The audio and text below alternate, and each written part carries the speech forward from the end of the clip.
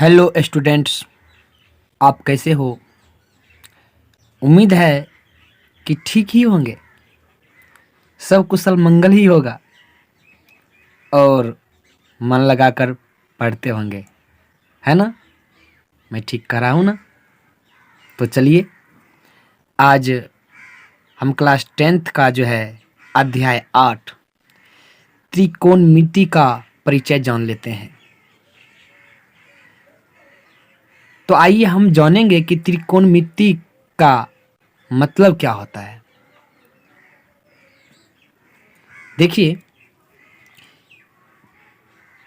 त्रिकोणमिति तीन शब्दों से, ये जो है तीन शब्दों से मिलकर बना है।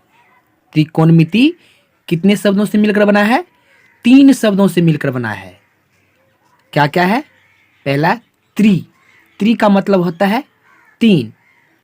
दूसरा है कोण, कोण तो कोण ही है, यानी जिसे हम इंग्लिश में एंगल कहते हैं। मिति, मिति मतलब होता है मापना। उम्मीद है कि आप त्रिकोणमिति का मतलब जो है अच्छे से समझ गए होंगे। तो आइए आगे भी समझते हैं।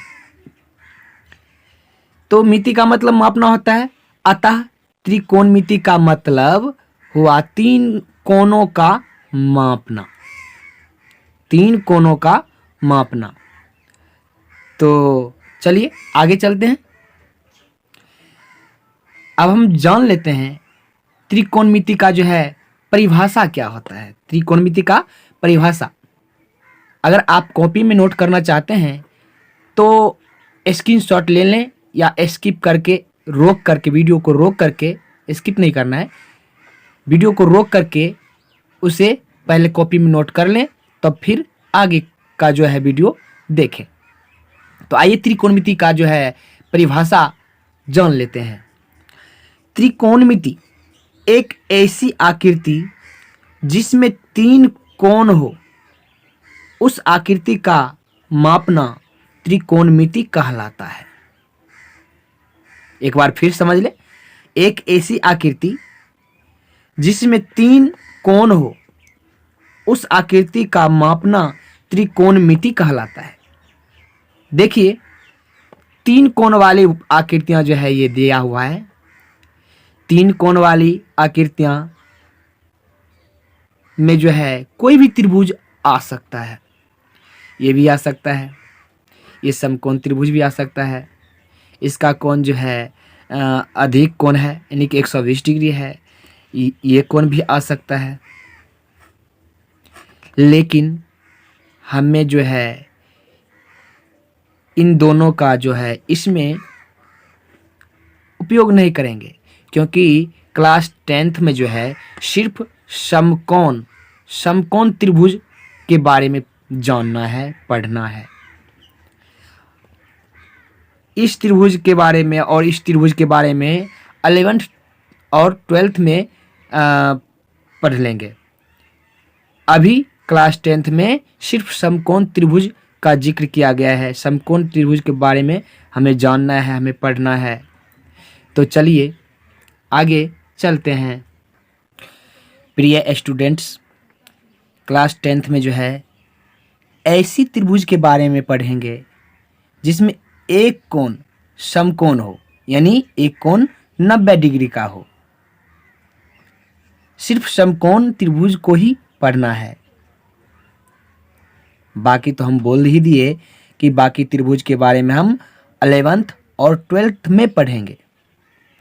तो आइए समकोण त्रिभुज में क्या खासियत है, क्या खास बात है, यह जान लेते हैं। समकोण त्रिभुज में एक कोण जो है 90 डिग्री का होता ही है, और 90 डिग्री के सामने वाला जो भुजा होता है वो जो है इन दोनों भुजाओं से बड़ा होता है। ठीक, अब रह गई बात लंब किसे कहेंगे और आधार किसे कहेंगे। ये जो बात है हमें अच्छी तरह से समझ जानी चाहिए। बहुत स्टूडेंट्स जो है घबरा जाते हैं कि कभी जो है ये आधार है तो कभी ये आधार हो जाता है और ये लंब हो जाता है। ये कैसे हो जाता है? तो चलिए हम इस पर भी जिक्र करते हैं कि अगर कोई समकोण त्रिभुज है, ये मान लीजिए समकोण त्रिभुज है, ये समकोण त्रिभुज है ए बी सी, इसमें कब ये आधार होगा और कब ये आधार होगा? अगर ये आधार है तो ये लंब होगा। लेकिन एक बात हमेशा ध्यान में रखना है कि ये 90 डिग्री के कोण के सामने वाला जो भुजा होता है ये हमेशा कर्ण ही होता है, ये चेंज नहीं होता है। ठीक, अगर हमें किताब में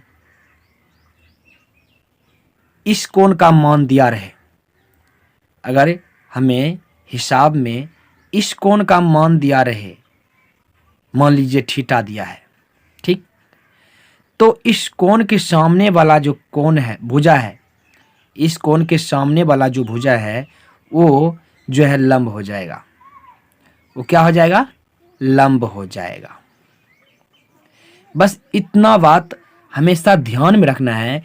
यदि हिसाब में इस कोण का मान दिया रहेगा, यानी कि मेन कोण इसे माना जाए, तो इस कोण के सामने वाला जो भुजा है वो लंब हो जाएगा और ये तो कर्ण है ही, उसके बाद जो बचा है वो आधार हो जाएगा। और एक बात और समझ लेते हैं दूसरे फिगर से। आइए यहाँ एक फिगर बनाता हूं।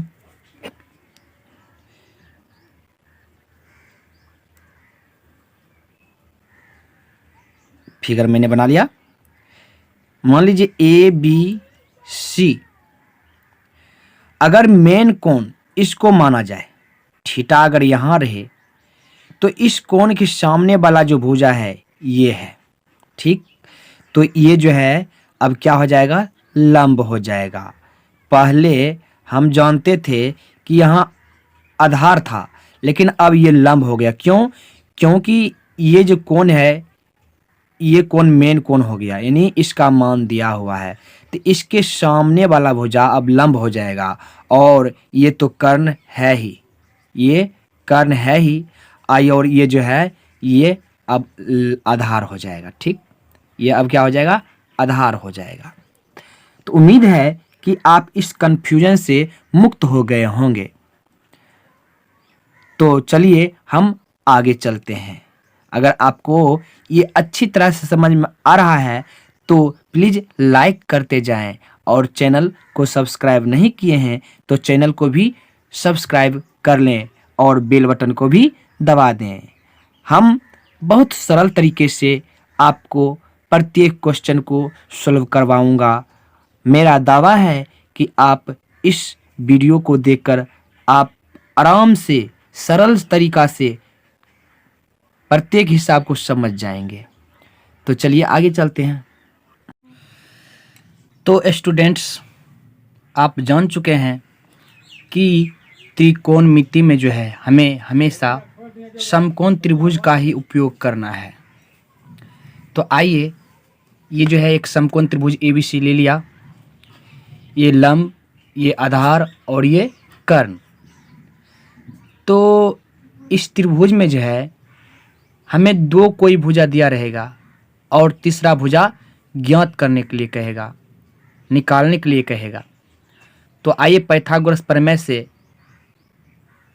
इसका सूत्र जो है जान लेते हैं।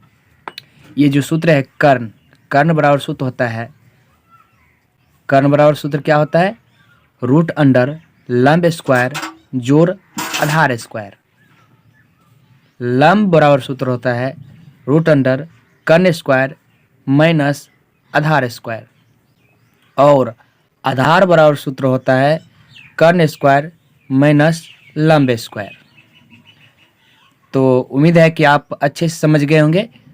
ये तीनों सूत्र का जो है प्रयोग करके हम 8.1 का जो हिसाब जो है सोल्व करेंगे।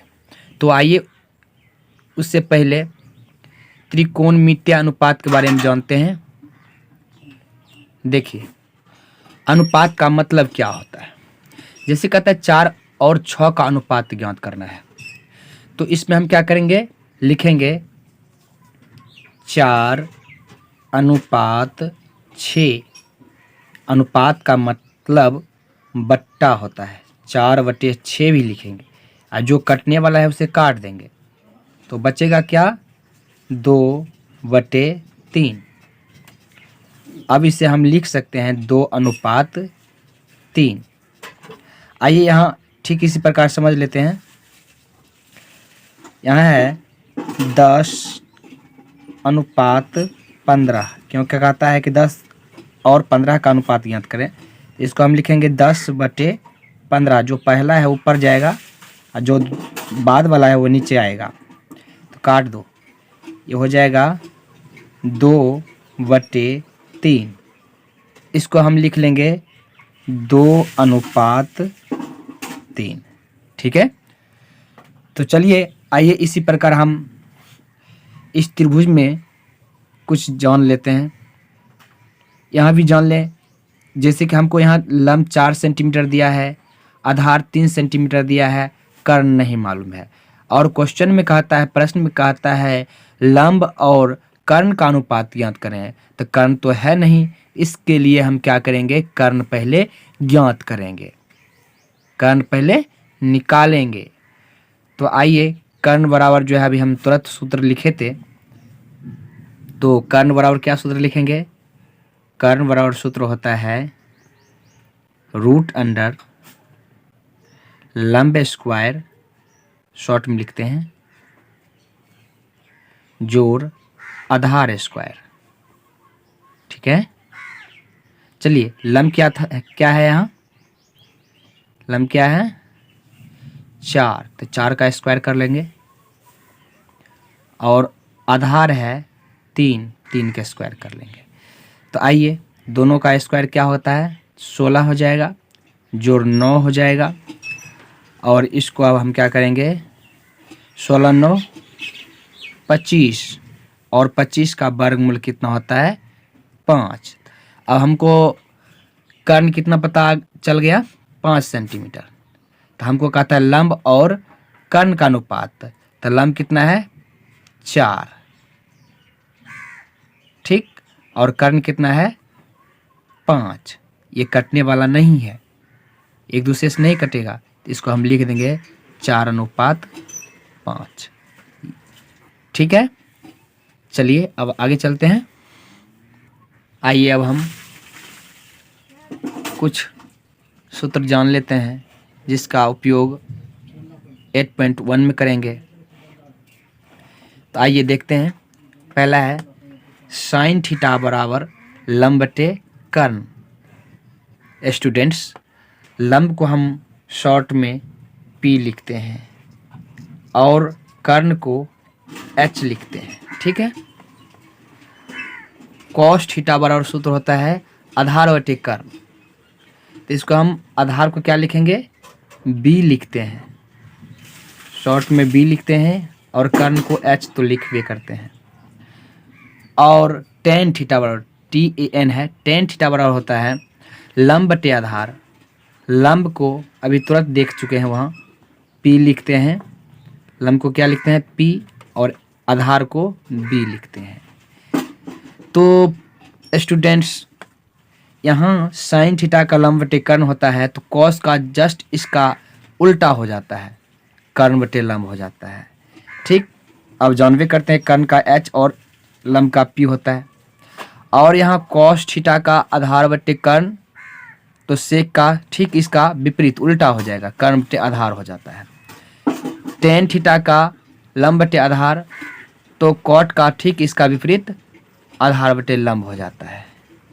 ठीक है, अब हम फिर मिलेंगे अगले वीडियो में एक्सरसाइज 8.1 के साथ। वीडियो पूरा देखने के लिए धन्यवाद। आपका दिन शुभ हो।